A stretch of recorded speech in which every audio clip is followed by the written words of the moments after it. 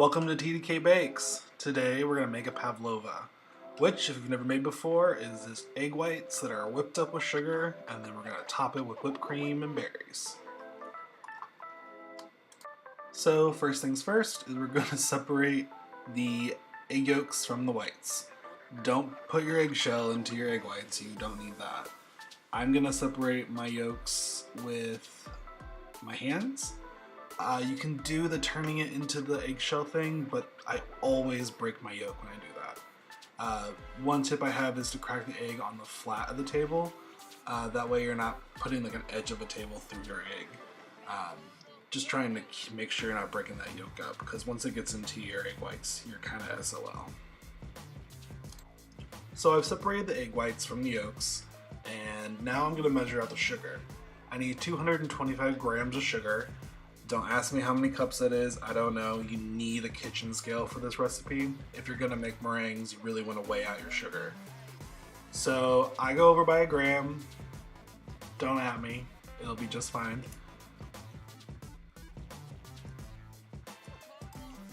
So now that we have our sugar and our egg whites, we are going to dump in those egg whites into the mixer, and with a whisk attachment, we are going to turn that on to about medium and work our way up to high. So when your egg whites are getting a little bit fluffy, almost like little happy clouds, it could be angry clouds too, I don't know, you need to add in the sugar. You can do a tablespoon at a time. You don't have to use a tablespoon, you could just dump it in really slowly like this. You want to make sure you're incorporating the sugar evenly into everything. And since we're using granulated sugar, you really want to make sure it's put in very slowly so that the egg whites have time to incorporate. So you need your egg whites to be really stiff. So how you can check this is to take the whisk out, and it should have that little peak, and the peak should not fall down after 15-20 seconds. You can also hold the bowl above your head and nothing should hit your head. You can also just kind of tell by pulling out the whisk like this. Now that we have the egg whites all whipped up, we're going to need to mix together our cornstarch and our white wine vinegar. You're going to need 1 teaspoon of each of these ingredients. What you're going to do is take 1 teaspoon of cornstarch and add in 1 teaspoon of white wine vinegar. Stir them together until the cornstarch is completely dissolved, and then you're going to incorporate this into the meringue mix. You want to be careful not to let out a lot of air, and what I mean by this is don't smash the egg whites. You want to kind of fold in this other liquid until it's completely incorporated. You're not going to taste this vinegar, it's just really there to help the texture of the pavlova when it's baking. It's going to create a nice soft marshmallowy inside. So now that we've fully incorporated our cornstarch mixture, we're going to trace a circle onto the parchment paper that's about 9 inches. I know that this springform pan fits onto the cake stand I'm going to use, so that's why I picked that pan. You're going to draw a circle on one side, flip it over, and then you're going to have your guide for how big you need to make your pavlova. So you're going to just dump everything out onto the middle of the pavlova, and then using your spatula, kind of work it to the edges. You want to create this little cavity in the center so that you can fill it up later with all the berries and cream that we're going to put in. So you just want to kind of work it around.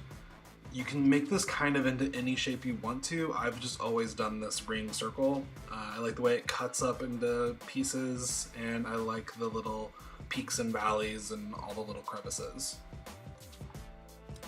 So once you've shaped your pavlova exactly how you want it, you're going to put it in the oven at 250 degrees for an hour. As soon as the 1 hour mark is done, you're going to turn off the oven and you're going to leave it in there.